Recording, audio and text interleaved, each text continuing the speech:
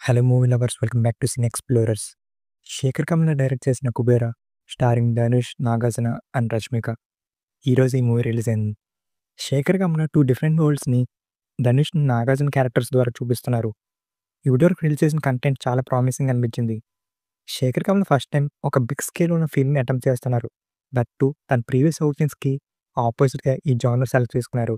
ఇంకా మూవీ ఎలా ఉంది? థియేటర్‌లో చూడొచ్చా లేదా అనేది ఇప్పుడు తెలుసుకుందాం. గ్లిమ్స్ అండ్ ట్రైలర్ అనే చాలా video content movie team release చేశారు. సో అవి చూస్తే మీకు స్టోరీ ఎలా ఉంటుందో అర్థమవుతుంది. సో మళ్ళీ చెప్పి స్పాయిలర్స్ చేయడం లేదు. ఓపెనింగ్ సీన్‌తోనే ఒక సార్ట్ ఆఫ్ ఇంట్రెస్ట్ క్రియేట్ చేశారు. Followed by Nagarjuna intro and setup అంతా ఫ్రెష్‌గా సెట్ చేసుకొని దాని స్టోరీ అన్‌ఫోల్డ్ అవుతుంది. వెళ్ళే కొద్దీ ఎంగేజింగ్‌గా ఎటువంటి డిస్టర్బెన్సెస్ లేకుండా నీట్‌గా స్క్రీన్ వెళ్తుంది. శేఖర్ కమ్ల ప్రతిదానికి డీటెయిలింగ్ ఇస్తూ నరేట్ చేయడం వల్ల లెంతీగా ఫీల్ అయితే తీసుకురావచ్చు. ఫస్ట్ సీన్‌తోనే ధనుష్ తన పర్ఫార్మెన్స్‌తో ఒక మార్క్ క్రియేట్ చేశారు. సాలిడ్‌గా మంచి బ్యాంగ్‌తో ఇంటర్వల్ పడుతుంది. ఫస్ట్ హాఫ్ అంతా ఒక లెక్క అయితే second half moves on emotion అని చెప్పొచ్చు.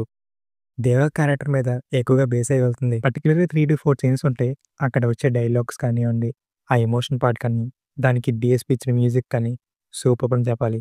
ధనుష్ అండ్ రష్మిక మధ్య సీన్స్ అండ్ కెమిస్ట్రీ అయితే బాగుంది. డ్రామా అయితే ఎమోషనల్ చార్జ్డ్‌గా హార్డ్ హిట్టింగ్ డైలాగ్స్‌తో వెళ్తుంది.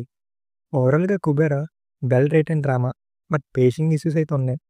పర్ఫార్మెన్సెస్ చూస్తే Dhanush undoubtedly the finest actor of the generation. ఇది కొత్తగా చెప్పవసరం లేదు. తన యాక్టింగ్ పొటెన్షియల్ ఏంటో మళ్ళొకసారి ప్రూవ్ చేసుకున్నారు. దేవా క్యారెక్టర్‌లో ఇన్నోసెన్స్ కానివ్వండి, ఎక్స్‌ప్రెషన్స్ కానివ్వండి, డైలాగ్ డెలివరీ కానివ్వండి అన్నీ చాలా బాగా పోర్ట్రే చేశారు. నాగార్జున దీపక్‌గా గ్రే షేడ్స్ ఉన్న క్యారెక్టర్‌లో సెటిల్‌గా ఇంపాక్ట్‌ఫుల్ పర్ఫార్మెన్స్ ఇచ్చారు. చాలా రోజుల తర్వాత 'కింగ్‌కి' మంచి రోల్ పడింది. రష్మిక స్క్రీన్ టైమ్ మిగిలిన యాక్టర్స్‌తో పోలిస్తే కొంచెం తక్కువైనా యాజ్ ఆల్వేస్ బాగా పర్ఫార్మ్ చేసింది. జిమ్ కూడా యాంటగనిస్ట్‌గా చేశారు. Remaining actors like Sai Shinde, Dalip, Sunaina and others వాళ్ళ రోల్స్ తగినట్టు వాళ్ళు కూడా బానే చేశారు. టెక్నికాలిటీస్ విషయానికొస్తే production values are excellent. Cinematography Nikhit is damn good. ముంబైని చాలా రిచ్‌గా చూపించారు. కొన్ని ఫ్రేమ్స్ అండ్ లైటింగ్ అయితే స్ట్రైకింగ్‌గా ఉంటాయి. Editings okay. Music by DSP, songs సూపర్బ్‌గా ఉన్నాయి అండ్ పర్ఫెక్ట్ టైమింగ్‌లో పడ్డాయి. బ్యాక్‌గ్రౌండ్ స్కోర్ అయితే థంపింగ్ ఉంది. ఇంకా writer and director Sekhar Kammula. నేను ఎప్పటినుంచో అనుకుంటున్నా. Kammula writing and dialogues on to the point ఉంటాయి. యాస్ ఎ ఫిల్మ్ మేకర్‌గా he should be celebrated more అని. 'Kuber' is the film that proves it. Flaws అయితే ఉన్నాయి. సెకండ్ హాఫ్‌లో ఒక క్యారెక్టర్ ఉంటది. చెప్తే స్పాయిలర్ అవుతుంది. సో ఇప్పుడు చెప్పలేదు. సినిమా ఓటీటీకి వచ్చిందాక ఒక స్పెషల్ వీడియో చేస్తా. దాంట్లో చెప్తాను. ప్రాపర్ క్లోజర్ అయితే ఇవ్వలేదు.